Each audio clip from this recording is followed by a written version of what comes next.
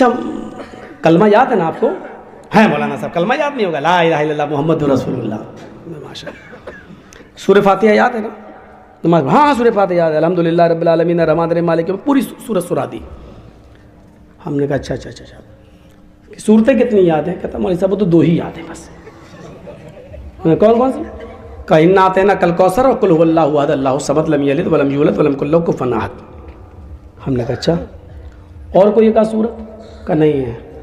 आयतल कुर्सी? अरे मौलाना साहब आयतल कुर्सी तो 5-6 सूरतों के बराबर है, वो तो याद ही नहीं है। हम क्या देख रहे हैं, कितनी पढ़ी लिखी है। अच्छा खुद तो इंटर है, लड़की चाहिए PhD वाली। निभा पाओगे फिर? लड़की कभी अपने से कम पढ़े लिखे आदमी के साथ रह पाएगी सही से? अल्लाह के नबी सल्लल्लाहु अलैहि वसल्लम फरमाते हैं, आए बिलाल ऐसा कौन सा अमल करते हो, ऐसी कौन सी नेकी करते हो कि जब मैं जन्नत देख रहा था, मुझे जन्नत दिखाई दे रही थी, तो मैंने जन्नत में अपने आगे तुम्हारे जूतों की आवाज सुनी। आए बिलाल मेरे रब ने मुझे बता दिया है कि मैं बिलाल को जन्नत देकर रहूंगा। बिलाल तुम दुनिया में और तुम्हारे जूतों की आवाज मुहम्मदुर रसूलुल्लाह ने जन्नत में सुनी है। यानी अल्लाह ने मुझे ये खबर दे दी, आए मोहम्मद सल्लल्लाहु अलैहि वसल्लम बिलाल को खुशखबरी सुना दो कि वो जन्नती है। मैं जूतों की आवाज सुन के आया हूं बिलाल, लेकिन नेकी नहीं मालूम तुम्हारी कौन सी है। ऐसा क्या करते हो, जरा हमको भी तो बताओ। हजरत बिलाल कहते हैं ऐसा तो कोई अमल नहीं अल्लाह के नबी, जो सब करते हैं उतना मैं भी करता हूं। आपने कहा गौर करो, शायद कोई अमल हो जन्नत में जाने वाला अमल। तो हजरत बिलाल ने कहा हाँ एक चीज है मेरे अंदर जो और लोगों को नहीं देखता हूं। कहा क्या? शायद हो सकता है वही अमल अल्लाह को पसंद आया हो। तो कहा बताओ तो पहले क्या है? कहा अल्लाह के रसूल में बगैर वुजू के कभी नहीं रहता। आए अल्लाह के नबी में बिना वुजू कभी नहीं रहता। जब भी मेरा वुजू टूटता है मैं फौरन वुजू बना लेता हूं, और वुजू बनाने के बाद मैं 2 रकात नफिल नमाज जरूर पढ़ता हूं, जिसको तहियतुल वुजू कहते हैं। मैं 2 रकात तहियतुल वुजू जरूर पढ़ता हूं, और इससे भी ज्यादा तौफीक होती है तो 4-6 जितनी अल्लाह ताला तौफीक देता है वो मैं पढ़ लेता हूं, लेकिन 2 से कम कभी नहीं। यानी जब भी मैं वुजू बनाता हूं तो 2 रकात जरूर पढ़ लेता हूं। अल्लाह के नबी ने कहा बस आए बिलाल यही वो नेक अमल है। आए बिलाल यही वो नेक अमल है जिसने और तमाम सहाबा से तुम्हें आगे बढ़ा दिया है। आए बिलाल यही वो नेक अमल है जिसने तुम्हें तमाम सहाबा से आगे कर दिया है, और अल्लाह ताला ने तुम्हें जन्नती बना दिया है। पता चला कि वुजू बनाकर 2 रकात तहियतुल वुजू पढ़ना ये जन्नत में जाने वाला रास्ता है। कितने रास्ते हैं मुझे याद नहीं, गिनती थोड़ा सा मैं पर्चा देखना पड़ेगा ताकि बहक ना जाऊं, इधर उधर ना जाऊं। इसमें कुछ लिखा है का नहीं है, ये मत समझना कि मौलाना साहब देख के, इसमें सिर्फ इस नंबर पे ये, इस नंबर पे ये, इस नंबर पे ये हिंट्स हैं बस। तो अभी तक तो मैं सही चल रहा हूं, तरतीब बदली नहीं है। तो आए बिलाल यही वो अमल है जिसने तुम्हें आगे किया है और जन्नती बना दिया है। इतना सुनना था बिलाल की जबान से कि बड़े बड़े अमीर उस मस्जिद में बैठे थे, दौलतमंद लोग उस मस्जिद में बैठे थे। वो बिलाल जो कभी कभी भूख की वजह से सड़क पर बैठ जाया करते थे और लोगों से कोई मसला पूछते थे, हालांकि हजरत बिलाल कहते हैं वो मसला मुझे खुद मालूम होता था, वो मसला मुझे मालूम होता था, लेकिन फिर भी मैं लोगों से पूछता था। शायद मेरी जबान की लुकनत और मेरी चेहरे की कमजोरी देखकर इसको यह एहसास हो जाए कि मुझे भूख है, और वो अपने घर ले जाए और मुझे खाना खिला दे। इसलिए मैं पूछता था, लेकिन वो मसला बताकर आगे निकल जाता था। हाँ ये ऐसा नहीं, ऐसा है, ठीक, तो मुझे भी मालूम है यार। अरे मेरी हालत देख, मेरी आवाज नहीं निकल रही है, मेरा चेहरा, आंखों में गड्ढे पड़ रहे हैं, मेरे गाल पिचक गए, मेरा पेट पीठ से लग रहा है, लेकिन मांग नहीं पा रहे खाना। ऐसा गरीब इंसान। लेकिन जब सहाबा ने सुना कि बिलाल कि जूतों की आवाज अल्लाह के नबी सल्लल्लाहु अलैहि वसल्लम ने जन्नत में सुनी। खड़ा हो गए एक सहाबी, कहने लगे बिलाल जरा मेरे घर आओ। का क्या हुआ? तुम्हारी शादी नहीं हुई है? कि हाँ नहीं हुई है। आए बिलाल, क्यों नहीं की है? नहीं करता तो हूं, लेकिन मैं इतना काला हूं कि मेरी शक्ल देखकर रिजेक्ट कर दिया जाता हूं। कोई लड़की मुझसे शादी के लिए तैयार ही नहीं होती। आए बिलाल, परेशान मत होइए, मैं इस इलाके का अमीर इंसान हूं, दौलतमंद हूं, मेरे घर चलो, एक नजर मेरी बेटी को देख लो।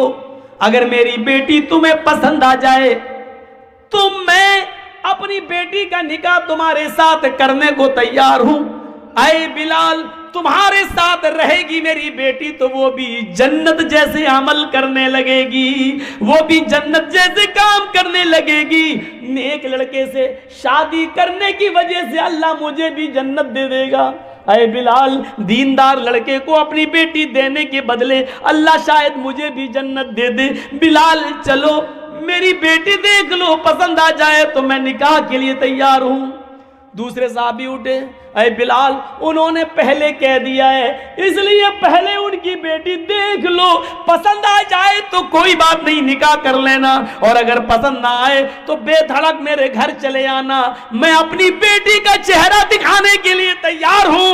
अरे बिलाल, मेरे घर आकर मेरी बेटी को देख लेना, अगर पसंद आ जाए तो मैं अपनी बेटी का निकाह तुम्हारे साथ करने को तैयार हूं। क्या देखा जाता था शादी में? हम क्या देख रहे हैं? कितनी पढ़ी लिखी है? अच्छा, खुद तो इंटर है, लड़की चाहिए पीएचडी वाली।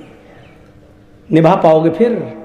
लड़की कभी अपने से कम पढ़े लिखे आदमी के साथ रह पाएगी सही से?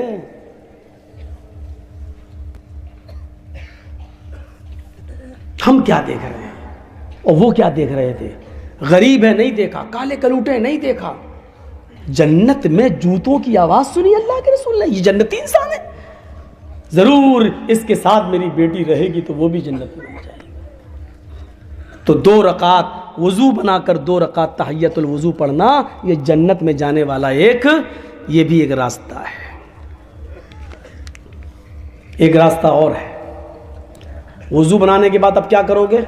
नमाज पढ़ोगे। नमाज कहाँ पढ़ोगे? मर्द हो तो मस्जिद में, और सुन्नतों को, नफिल को घर में पढ़ना अफजल है। जैसी अजान हो जाए अजान के कलमात दोहराओ, वजू बनाइए और वहीं पर आप अपने 2 रकात 4 रकात जितनी पढ़ सकते हो अपने घर पे पढ़िए, फिर मस्जिद के अंदर जाइए। अगर मस्जिद बहुत दूर नहीं है तो, अगर मस्जिद दूर है तो आप पहले से जाइए, फिर वहाँ सुन्नत भी पढ़ लीजिए, या कम से कम ऐसा करिए कि पहले वाली सुन्नतें वहाँ पढ़ लीजिए और सुन्नत फ़र्ज़ नमाज पढ़ के फिर अपने घर आ जाइए, और फ़र्ज़ नमाज के बाद जो सुन्नतें पढ़ी जाती हैं वो अपने घर पढ़ लीजिए आके। अल्लाह के रसूल ने फरमाया, अपने घरों को कब्रस्तान मत बनाओ, यानी कब्रस्तान में कुरान नहीं पढ़ा जाता है, अपने घरों में, और नमाज नहीं पढ़ी जाती है, इसलिए अपने घरों को कब्रस्तान मत बनाओ, यानी अपने घर को बिल्कुल कब्रस्तान मत बना दो कि उसमें नमाज ही ना पढ़ी जाए, कुरान भी ना पढ़ा जाए। कुरान की तिलावत भी करो और नमाज भी पढ़ो।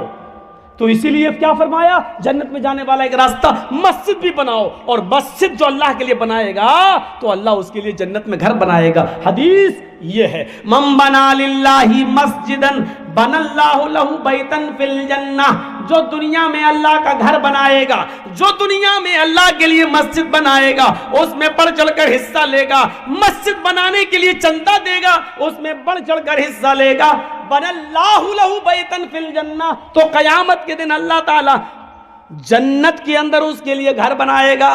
जो दुनिया में अल्लाह का घर बनाएगा मस्जिद, तो अल्लाह जन्नत में उसका घर बनाएगा। ये लीजिए, मस्जिद बनाने में चंदा देना, मस्जिद बनाने में ताउन करना भी जन्नत में जाने वाला रास्ता है, जन्नत में जाने वाला रास्ता है। मस्जिद में जाइए, नमाज पढ़िए और मस्जिद बनवाइए, जन्नत में जाने वाला रास्ता।